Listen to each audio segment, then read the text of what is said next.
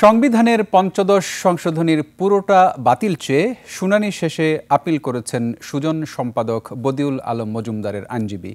রোববার প্রধান বিচারপতি সৈয়দ রেফাত আহমেদের নেতৃত্বাধীন ৬ সদস্যের আপিল বিভাগের পূর্ণাঙ্গ ও নিয়মিত বেঞ্চে এই শুনানি শুরু হয়।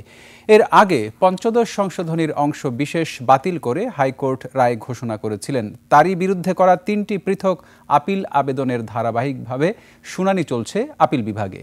গত বছরের ১৭ ডিসেম্বর পৃথক দুটি রিটের চূড়ান্ত শুনানি শেষে হাইকোর্ট সংবিধানের পঞ্চদশ সংশোধনীর কয়েকটি ধারা অসাংবিধানিক ঘোষণা করে রায় দেন। পরদিন ২০১১ সালের ৩ জুলাই রাষ্ট্রপতি এই সংশোধনীতে অনুমোদন দেন।